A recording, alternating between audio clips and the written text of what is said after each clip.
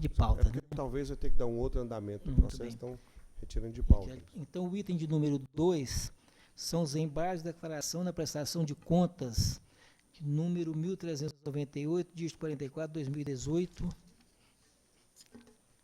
da relatoria do doutor Adelmar Aires Pimenta, em que é embargante Stalin Juarez Gomes Bucar e embargado acórdão ID de número 1.643.358.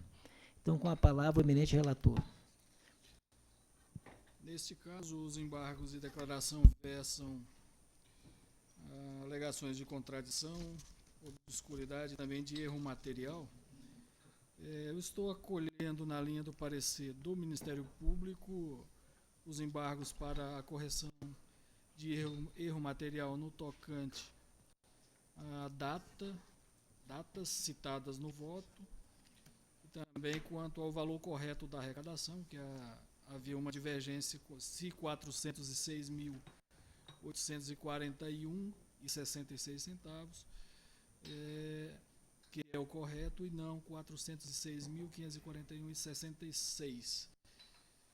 Corrigindo o erro material em relação os erros materiais em relação a esses dois pontos, as demais alegações do embargante dizem respeito à pretensão de reexaminar o acerto do acórdão, e eu estou negando provimento nesta parte em que a parte pretende apenas reexaminar o acerto da deliberação do tribunal.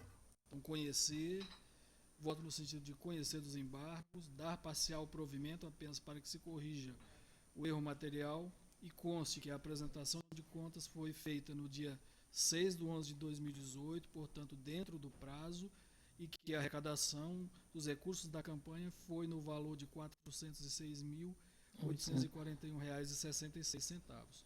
Em relação aos demais pontos, invocados a pretexto de obscuridade e contradição, eu nego o provimento. Há alguma divergência com relação ao voto do eminente relator? Então, embargos conhecidos, parcialmente providos em parte e improvido na parte subsequente, unânime.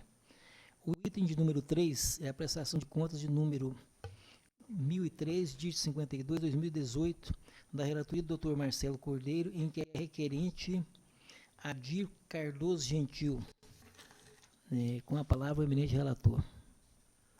Senhor presidente, esse processo do requerente Adir Cardoso Gentil, eu estou votando pela aprovação com ressalvas dessas contas. A ressalva que existe é com relação à discussão de uma nota fiscal que foi emitida, onde o prestador de contas alega que essa nota fiscal não diz respeito à despesa realizada por ele. Em razão da inconsistência ser no percentual de 9,63%, eu estou, então, está dentro daquele limite assentado na jurisprudência dessa Corte, eu estou, então, aprovando com ressalvas essa prestação de contas. Perfeito. Há alguma divergência com relação? Presidente, neste caso, vou abrir respeitosa divergência.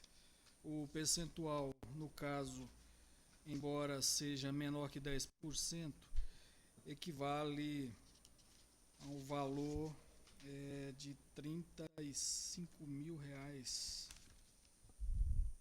E na linha dos mais recentes precedentes do Tribunal Superior Eleitoral, deve-se levar em consideração não apenas o percentual, mas também o valor nominal dos recursos envolvidos. No precedente que eu estou citando, julgado agora em agosto, o Tribunal Superior Eleitoral considerou por não aplicar os princípios da razoabilidade e proporcionalidade em razão de valores na ordem de R$ 4.830. Aqui, no caso, supera R$ 35.000.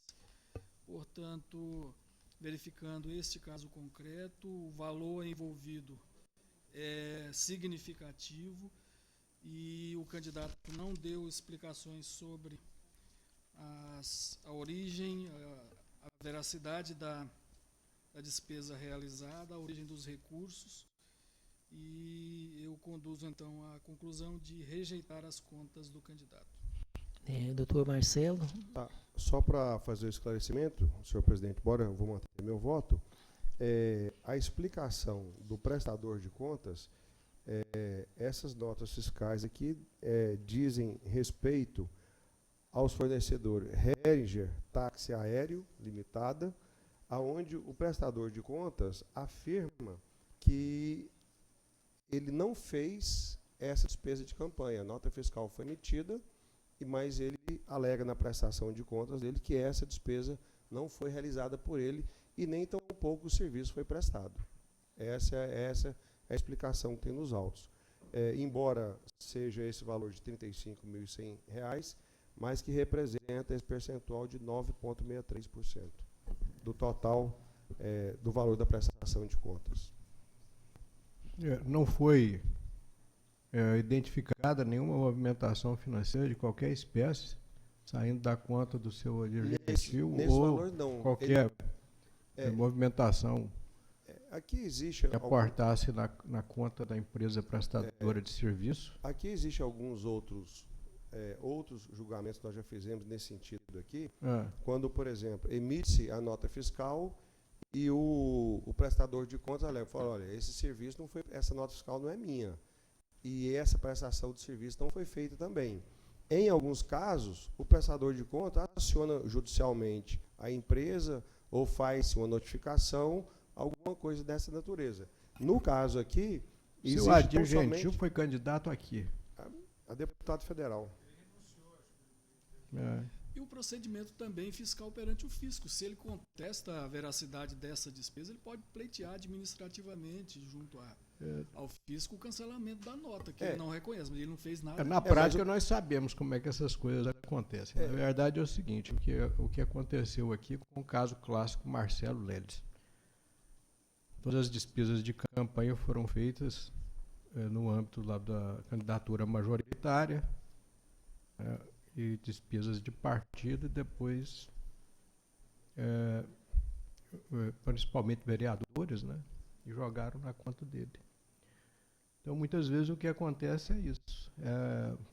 A forma de prestação de contas, talvez tenha até sido feita essa despesa pelo partido político na majoritária. Aí joga, por exemplo, na conta de um vereador ou de um deputado, e aí acaba resultando numa situação dessa natureza. Ele fala assim, não fui eu que fiz essa despesa, não tem uma identificação de um pagamento, no entanto foi lançada. Ou então a própria empresa, para poder expedir as notas fiscais, ela emite no nome de um ou de outro.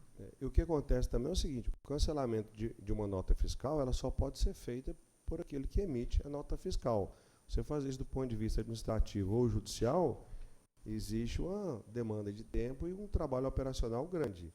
Agora, de qualquer forma, nota fiscal sempre sucede a fatura. Quando se expede uma nota fiscal, é sinal que o serviço foi pago. Agora, quem pagou o serviço? Essa empresa foi chamada nos autos para poder prestar esclarecimento da prestação de contas? A nota fiscal, ela é emitida primeiro e depois da emissão é que é feito o pagamento. Regra geral é assim que se faz. A empresa emitiu a nota fiscal. Aquele que recebe o serviço vai receber a nota. A empresa emite uma fatura, aí depois da fatura você paga a expedida da nota fiscal. Quando se expede a nota fiscal, já inclusive é declarado aquilo que foi recolhido ao fisco. Por isso a minha lógica do direito comercial é essa. A nota fiscal é o último documento. Ela já traz, inclusive, o comprovante de pagamento, recolhimento de tributos, etc. e tal. Ela só é emitida no momento em que é pago. Não tem. O que existe antes é fatura. É o seguinte, a conta é paga depois que emite a nota fiscal. Aí depois que emite a nota fiscal, aquele que recebeu o serviço vai lá e faz o pagamento no contrato. Por isso é que muitas vezes dá o cancelamento. A pessoa emitiu a nota fiscal e não foi paga. E ele vai ter que executar. Aí, para ele ficar livre da carga tributária, ele vai lá, cancela a nota fiscal e aciona judicialmente a cobrança daqueles valores. Isso acontece muito. Infelizmente. Mas no caso concreto aqui, o que aconteceu foi isso. A nota fiscal foi emitida e o prestador de contas declara e afirma que esse serviço não foi prestado a ele e que ele não requereu ou solicitou esse serviço aqui. Eu discordo, senhor. Nota fiscal é um aviso de um comerciante ou de uma pessoa física, ou qualquer prestador de serviço ao fisco, que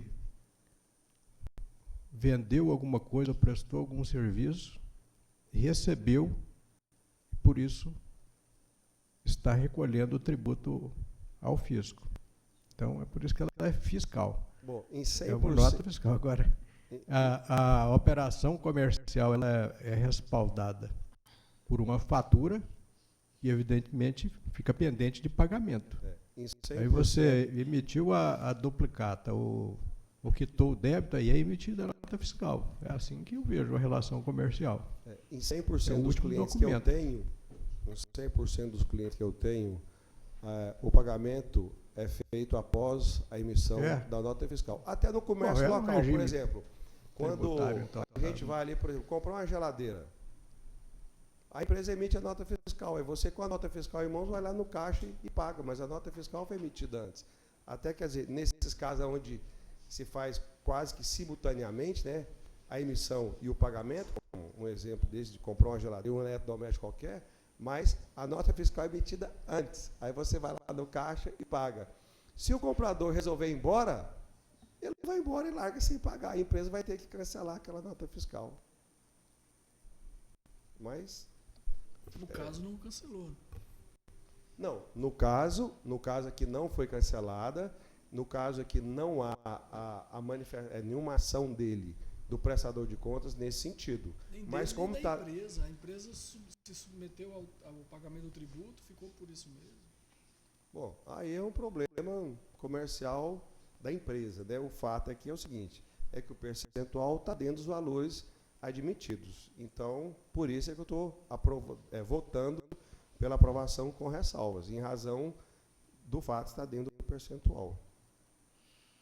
E você está mantendo o voto, né, doutor Marcelo? Sim. Então, vamos colher os votos em face da divergência. Desembargador Marco Antony. Eu vou pedir vista dos autos, senhor presidente. Os demais aguardam ou querem antecipar o voto? Aguardo. Então, vistas para o desembargador Marco Antony.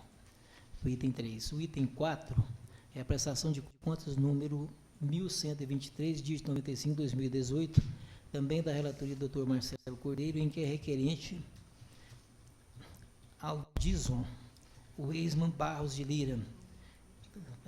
Com a palavra o eminente relator. Senhor presidente, esse processo foi retirado de pauta na sessão anterior e ele equivocadamente foi inserido na pauta novamente.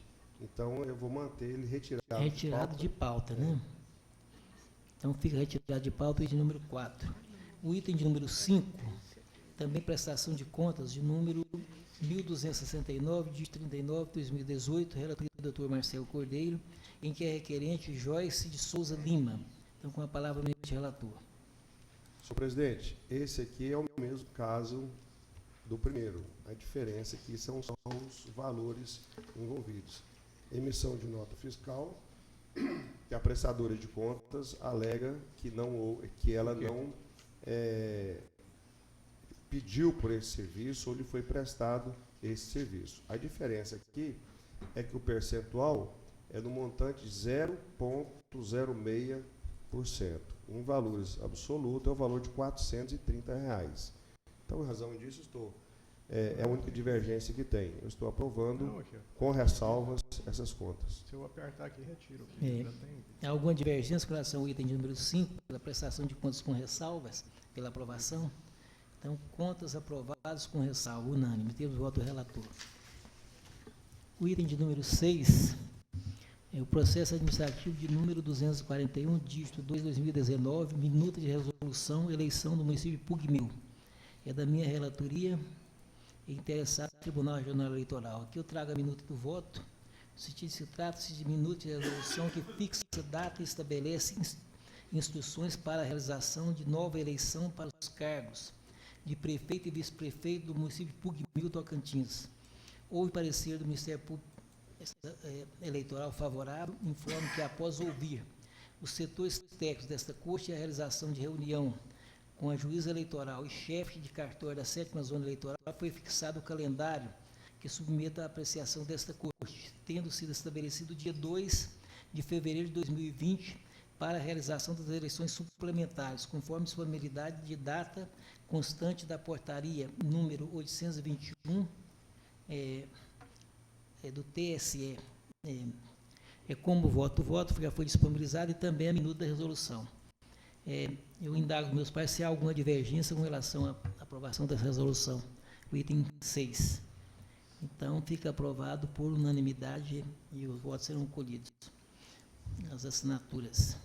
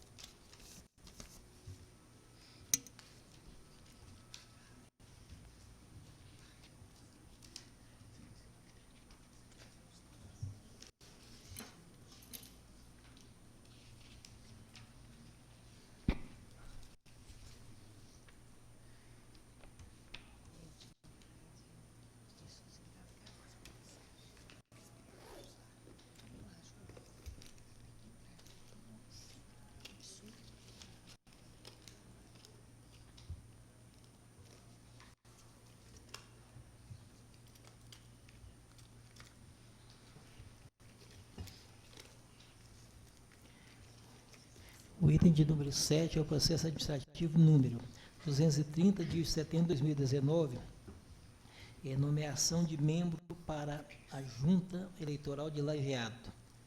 Eu estou trazendo aqui para o referendo desta corte, uma vez que já foi nomeado monocraticamente em face da urgência. É da minha relatoria. A minuta do voto vem grafada nos seguintes termos: trata-se de indicação de membros para a composição da Junta Eleitoral que atuou na 5ª Zona Eleitoral do município de Miracema do Tocantins durante o processo de renovação das eleições para os cargos de prefeito e vice-prefeito do município de Lajeado, que ocorreu no dia 1º de dezembro de 2019, cuja decisão monocrática que aprovou deve ser referendada por esta corte. A composição da Junta observou as prescrições legais, não incidindo em qualquer impedimento. Não houve qualquer impugnação e o Ministério Público Eleitoral se manifestou favoravelmente, motivo pelo qual voto para que seja referendada a decisão monocrática. Como voto? Alguma divergência com relação a esse referendo? Então, fica aprovado por unanimidade o item número 7. O item de número 8 é o processo administrativo número 221, dígito 11/2019, renovação de requisição de servidor. Origem, a 34ª Zona Eleitoral, com sede em Araguaína, Tocantins. Relatoria do doutor desembargador Marco Vilas Boas, em que é interessado também o servidor Raimundo Nonato da Silva. Então, senhor presidente, estou votando pelo deferimento da prorrogação da requisição, tendo em vista que conta com os pareceres técnicos do Ministério Público Eleitoral favoráveis e atende os requisitos que disciplinam a matéria. Alguma divergência com relação ao voto do eminente relator? Então, fica deferida a renovação da requisição do servidor Raimundo Nonato da Silva, unânime. O item de número 9 é o processo administrativo número 219, dígito 41/2019. Também renovação de requisição de servidor. Origem, a 35ª Zona Eleitoral, com sede em Novo Acordo, que também tem por interessado a servidora Edileide Gonçalves de Oliveira. Então, com a palavra da relatoria da doutora Ângela Issa Ranot. Com a palavra, a eminente relatora. Senhor presidente, eu estou acolhendo os pareceres do nosso órgão interno e também do Ministério Público Eleitoral no sentido de prorrogação da requisição da servidora Edileide Gonçalves de Oliveira pelo período de 1 ano, a contar de 7/1/2020. É como voto. Bom, alguma divergência com relação ao voto da eminente relatora? Então, fica aprovado por unanimidade a prorrogação da requisição da servidora Edileide Gonçalves de Oliveira por 1 ano e a contar a partir de 7 de janeiro de 2020. Finalizada a pauta, eu consulto meus pares se há alguma questão a ser tratada. Então, e não havendo, vai se tratar, declaro encerrada a presente sessão e convocando os membros desta corte, bem como o ilustre representante do Ministério Público Eleitoral, para as sessões, sessão das 10 horas de amanhã. E tenha todos uma boa tarde.